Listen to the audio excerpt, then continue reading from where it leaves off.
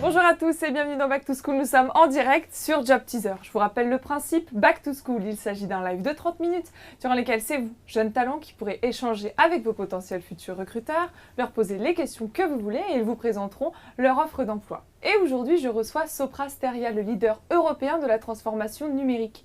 Créé en 1968, présent dans plus de 20 pays et fort de près de 42 000 collaborateurs, Sopra Steria a un portefeuille d'offres bien rempli, puisque le groupe est expert en conseil, intégration de systèmes, édition de solutions métiers, infrastructure management et business process service. Alors ils sont avec nous aujourd'hui pour vous présenter leur offre d'emploi.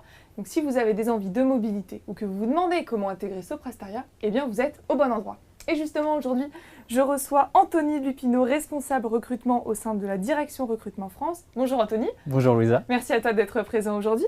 Mais également Sophie Mousquet, idem, responsable recrutement au sein de la direction recrutement France. Bonjour Sophie. Bonjour. Alors ensemble, on va échanger, on va répondre à toutes les questions des étudiants. Mais avant toute chose, on va en apprendre davantage sur Sopra Steria grâce à la première rubrique, au tableau.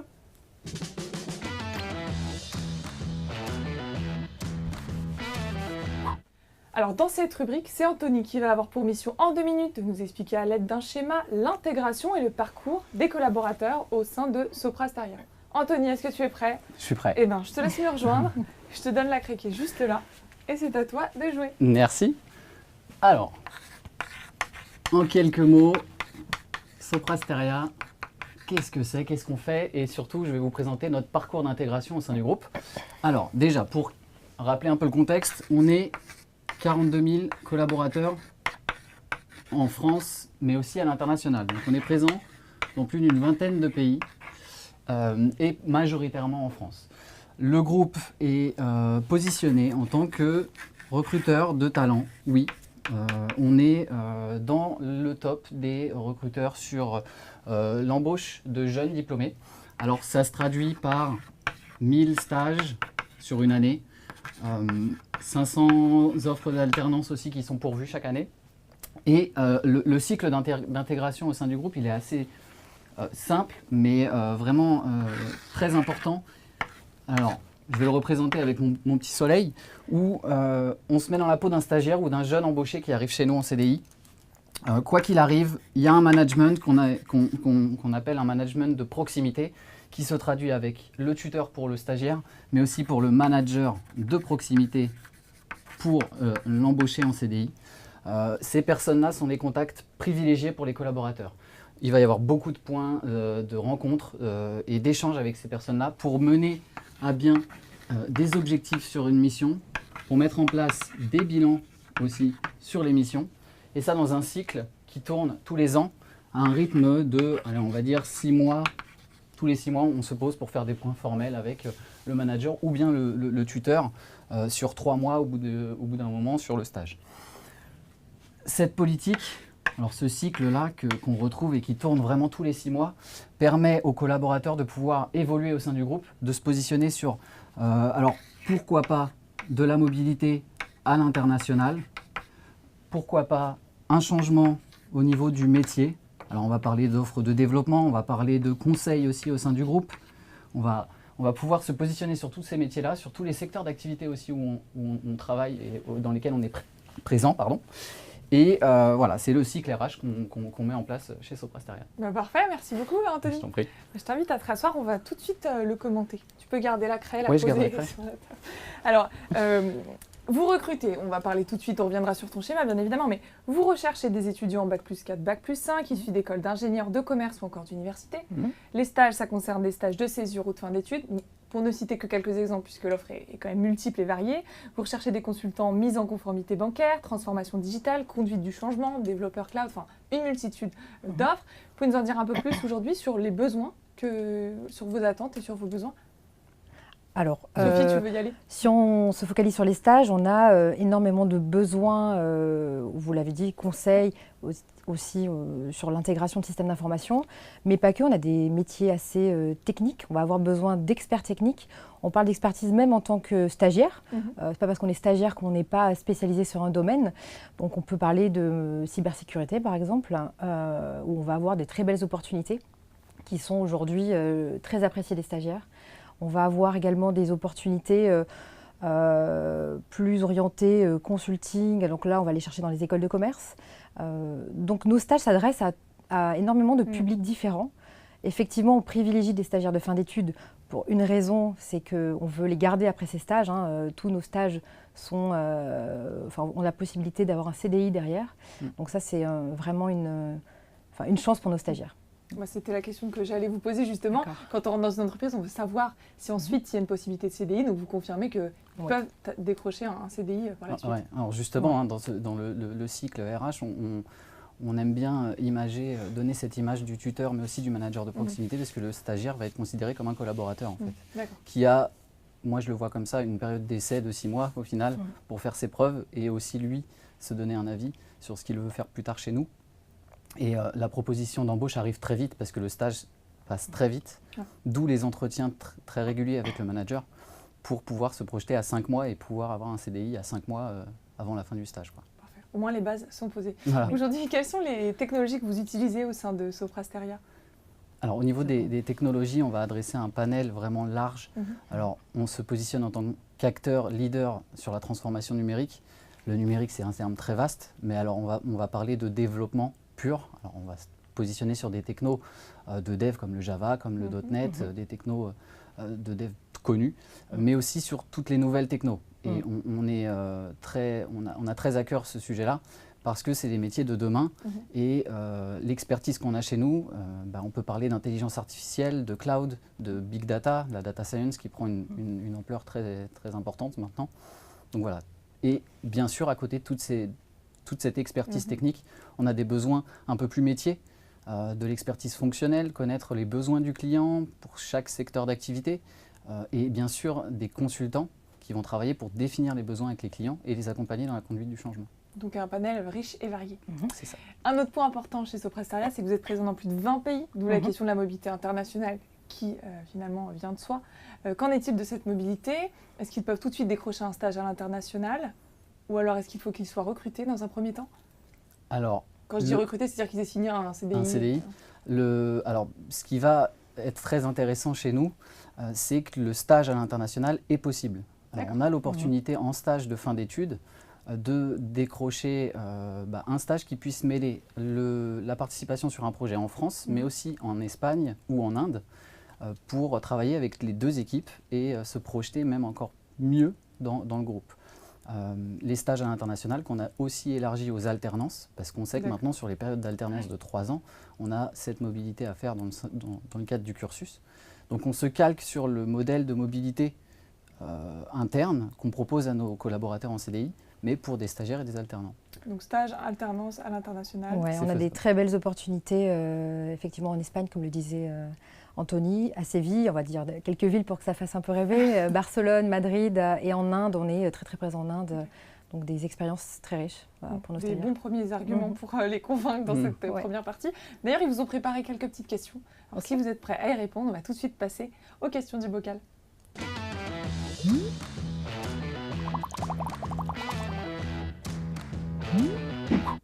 Alors, Sophie et Anthony, devant vous, vous avez 3 bocaux. Hop, les questions RH, questions experts et questions qui piquent. Je pense que vous avez deviné, il va falloir piocher une question. Qui veut commencer? C'est comme vous voulez. Alors, Sophie. Je peux n'importe laquelle. Ah, mais c'est comme tu veux. Ok, je vais prendre une question RH. Allez, je vais commencer par là. Alors, la chose à ne pas faire en entretien, je dirais très simplement arriver en retard. C'est assez basique, mais c'est très agaçant. Surtout quand on est recruteur et qu'on a des rendez-vous qui se font le soir. Au moins prévenir le recruteur, voilà. Ne pas arriver en retard, c'est important. Tu avais un petit conseil, Anthony, sur la chose à ne pas faire du tout en entretien? Le fait d'arriver en retard, c'est déjà quelque chose de très important. Alors, c'est pas rédhibitoire, non, mais pas forcément. Mais c'est un mauvais départ. C'est un mauvais départ, oui. C'est un mauvais départ. D'accord. Voilà. Alors, Anthony, à toi. Allez, à moi. Donc, je pose ma craie. Voilà. Question expert. Est-ce qu'il faut déjà avoir une expérience dans le secteur?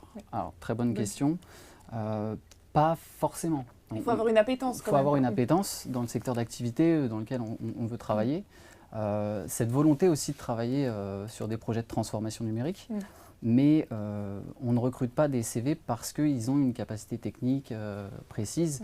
Alors, oui, ça en fait partie, mais quelqu'un qui veut améliorer ses compétences en cybersécurité, par exemple, peut très bien rejoindre le groupe et être formé ensuite. D'accord. Et tu parles justement de cette formation, tu as commencé à nous en parler au tableau. Est-ce que ça veut dire qu'un étudiant qui va entrer dans un domaine peut ensuite changer de secteur ? Oui. C'est possible? Oui, bien sûr, il y a des possible. passerelles? Il y a des passerelles, on intègre en général un vertical, donc par exemple l'aéronautique.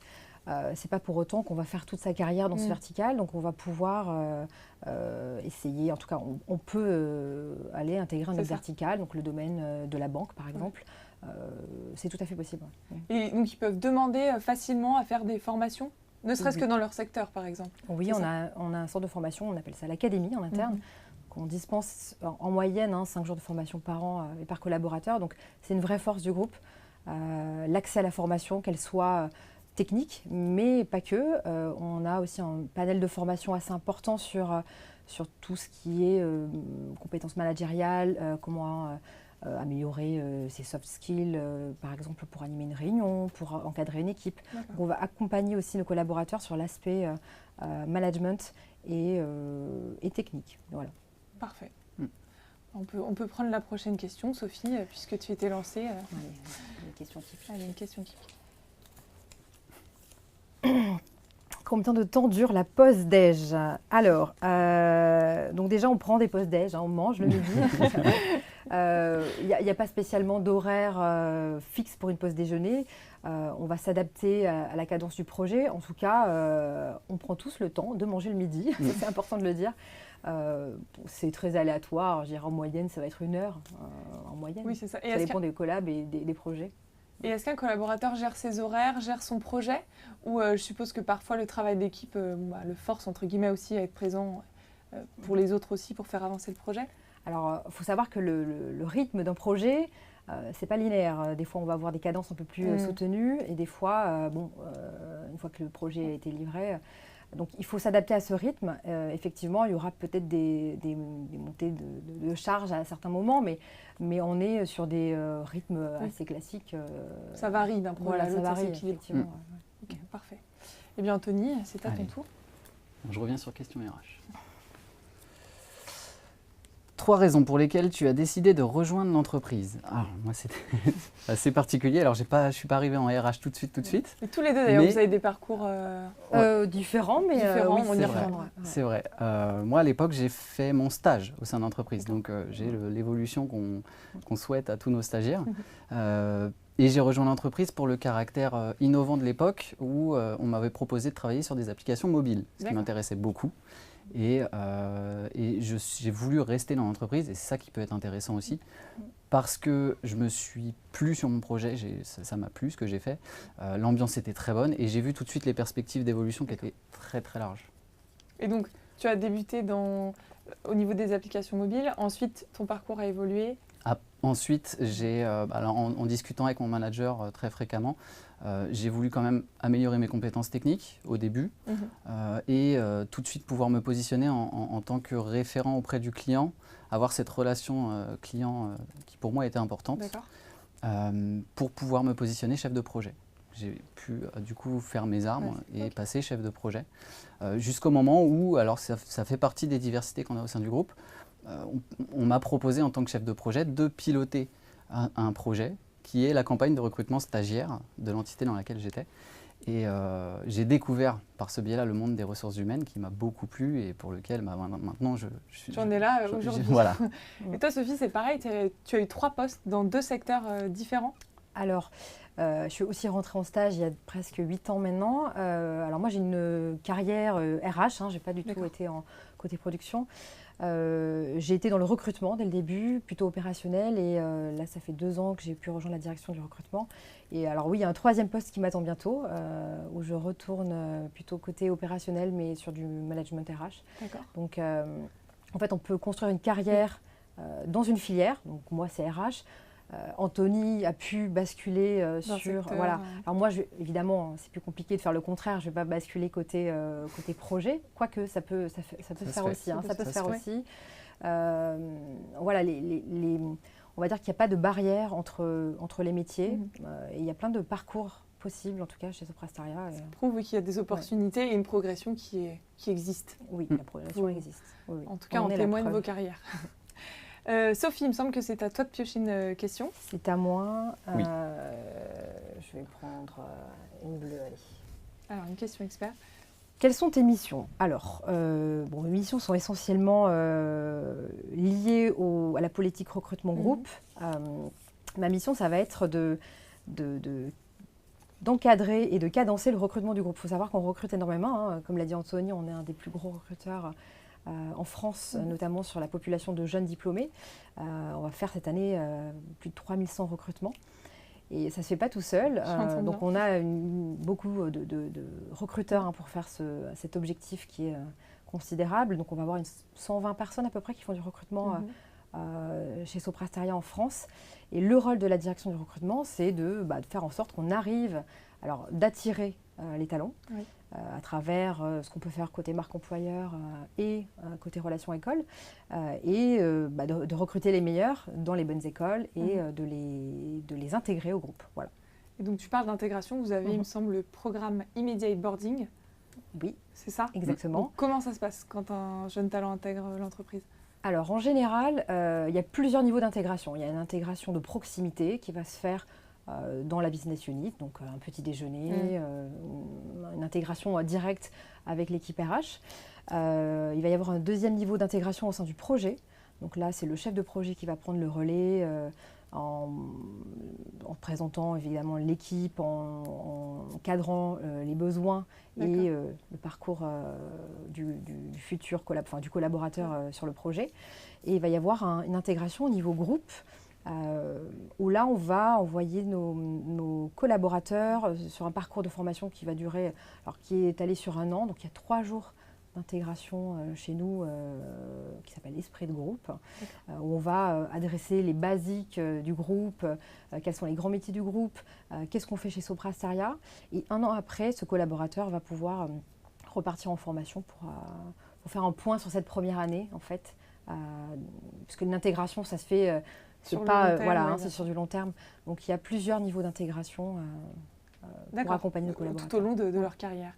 Anthony, qu'est-ce que tu peux nous dire sur l'intégration des jeunes talents? Est-ce qu'ils sont tout de suite mis dans le travail, conviés aux réunions? Est-ce qu'on leur donne tout de suite des responsabilités ou il y a ce temps d'adaptation Alors, il y a ce qu'on se disait tout à l'heure, l'offre de stage n'est pas...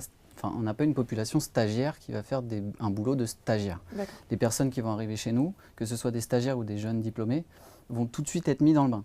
Dans le sens où ils vont faire beaucoup de points avec la RH, avec le chef de projet, leur manager, pour cibler tout de suite les fonctions qu'ils vont avoir sur un projet. Ça permet de mettre en relation tout de suite avec l'équipe, mais aussi avec le client s'il y a besoin. Donc il n'y a pas forcément de période d'adaptation spécifique. Alors, on s'adapte aussi au rythme du collaborateur, bien évidemment, mais c'est au collaborateur de prendre aussi son avenir en main et de se positionner sur des sujets qui l'intéressent vraiment. Donc, on peut être très rapidement mis dans le bain, arriver un lundi et rencontrer le client un mercredi, jeudi, parce que voilà, le projet fait qu'on a besoin de se déplacer. Et c'est pas parce qu'on est jeune embauché qu'on va mettre des freins à ça. Très bien. Ça, le message est passé. Vous allez voir que vous allez vous sentir concerné par la prochaine rubrique, puisque c'est votre cœur de métier. On va passer tout de suite à la correction de CV.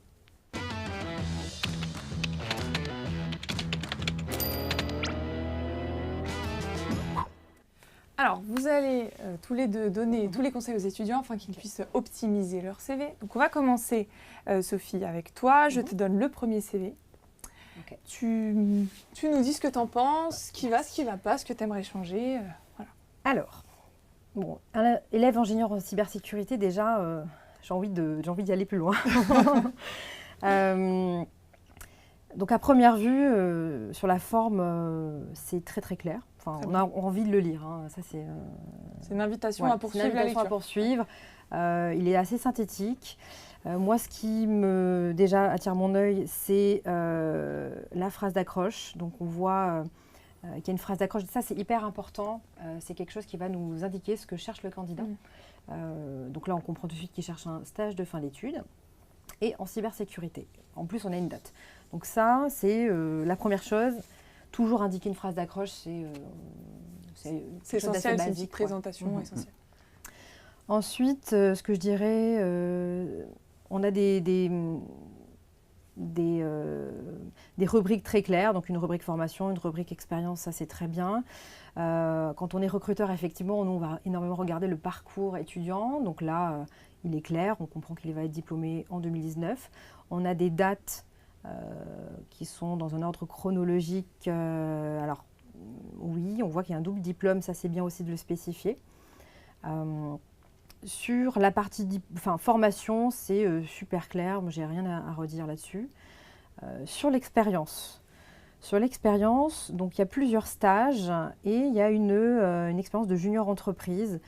Donc pareil, hein, toujours indiquer le type d'emploi que c'est, si c'est un stage, si c'est un job d'été, ça va être important pour comprendre la dimension en fait, du rôle qu'a pu avoir le candidat dans le passé. Sur la junior entreprise, ça c'est un super argument, quelque chose qu'on va aller développer dans l'entretien.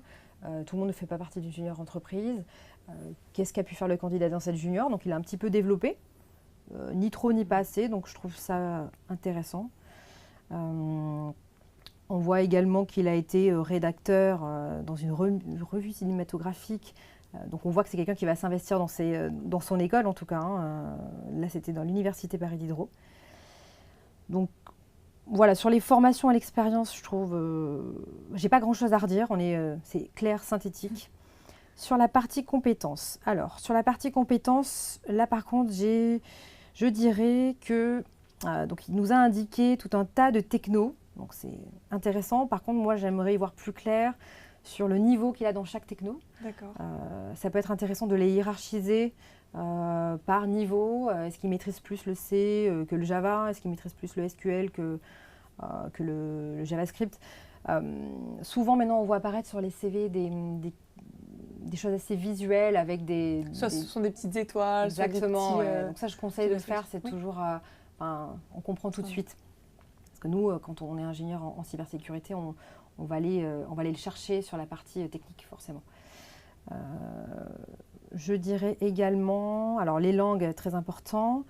Alors sur l'allemand, là, il y a deux choses contradictoires. Je vois un niveau scolaire et un niveau B2 en même temps. Alors je conseillerais peut-être juste parce que niveau B2, ce n'est pas forcément scolaire, hein, c'est plutôt un bon niveau, c'est un niveau intermédiaire.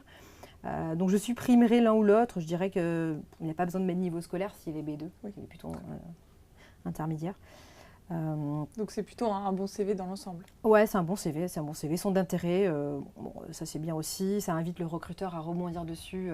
Alors on va pas forcément aller chercher ça, mais ça permet d'en savoir un petit peu plus si le candidat l'a indiqué, c'est qu'il est d'accord pour en parler. Voilà. Parfait, donc c'est un CV qui peut... un étudiant qui peut intégrer peut-être peut-être un futur collaborateur dans tes mains. J'en profite pendant que je mets en place le deuxième CV. Est-ce qu'il faut savoir parler l'anglais? Est-ce qu'il faut au moins savoir avoir un anglais professionnel pour intégrer l'entreprise? L'anglais est un vrai plus, dans le sens en plus où on a des opportunités à l'international, notamment en Inde, où là on va travailler 100% en anglais avec les équipes locales. Les projets qu'on adresse à l'international, ce sont des projets français, donc la relation avec le client ou même les équipes est en français, en France, avec les équipes en France, mais on a quand même des tests d'anglais à passer pour justement avoir un niveau minimum requis.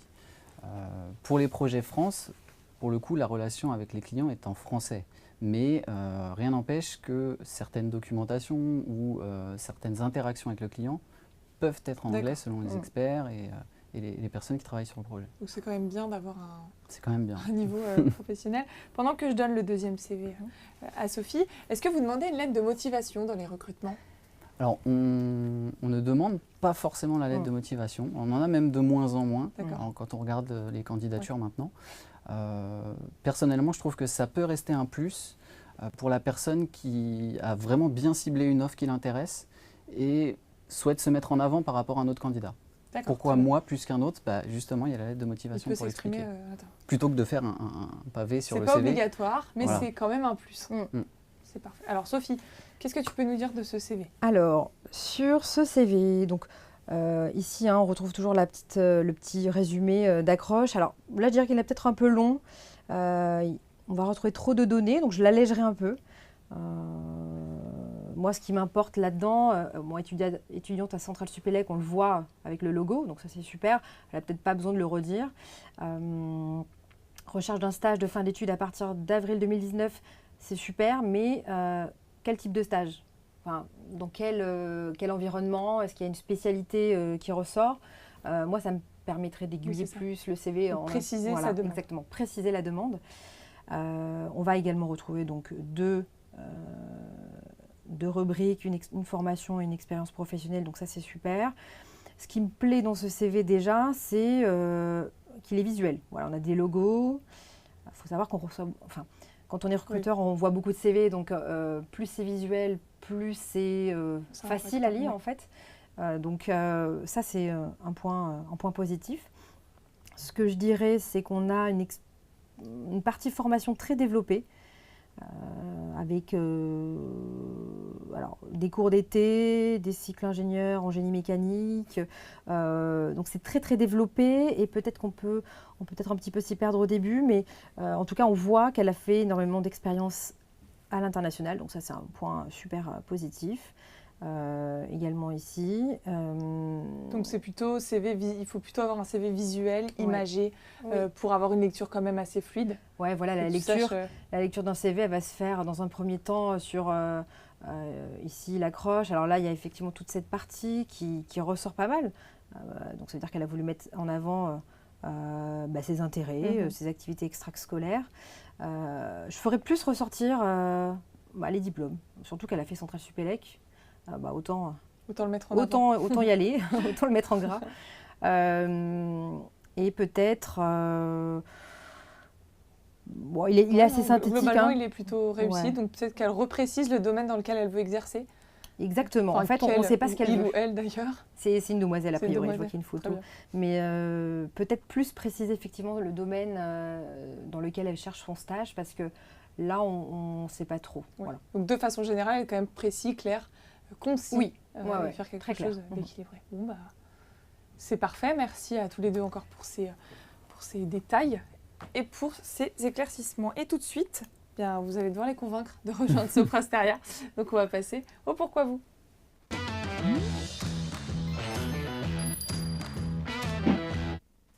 Alors, pourquoi les jeunes talents doivent-ils rejoindre Sopra Steria? Qui veut commencer à répondre à cette question? Anthony, allez. C'est à toi. Alors pourquoi nous? Tout simplement pour résumer un peu tout ce qu'on s'est dit là aujourd'hui. Sopra Steria, c'est l'opportunité pour les jeunes diplômés ou les personnes un peu moins jeunes diplômées qui veulent travailler dans le numérique, qui veulent aider le groupe, mais aussi nos clients à la transformation, à leur transformation numérique, de pouvoir vraiment s'investir. Et les personnes qui ont vraiment un domaine d'activité qui leur tient à cœur, comme, alors je reviens sur l'intelligence artificielle parce que c'est quelque chose qui est en plein boom, mais on a tellement d'exemples qu'on ne pourrait pas les citer là.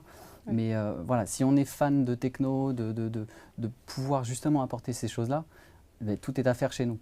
Donc il y a de ça, il y a l'évolution aussi, l'évolution de carrière. Alors on en est témoin avec Sophie ici, mais c'est vraiment ce qui motive vraiment les collaborateurs à rester chez nous, c'est qu'ils prennent leur avenir en main et qu'ils se dessinent leur trajectoire. Et ça, c'est un gros plus.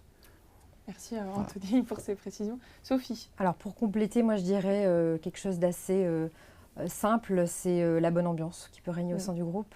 Faut savoir que ça dépasse le travail. On voit souvent les collaborateurs se retrouver après le travail. On a une vie d'entreprise assez riche avec des after-work, avec des animations et des choses qui peuvent venir animer la vie d'entreprise. On va avoir maintenant des super locaux un peu partout. Le groupe évolue et on essaie d'accompagner en tout cas nos collaborateurs dans cette ambiance et de faire en sorte qu'ils se sentent bien chez nous. Voilà.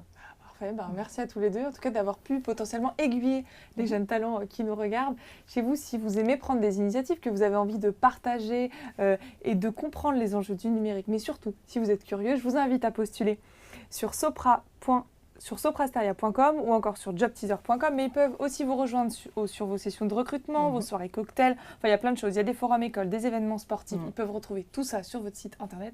Encore une fois, merci beaucoup à tous les deux d'avoir été présents aujourd'hui. Chez vous, je vous souhaite bon courage et je vous donne rendez-vous très vite pour un prochain live.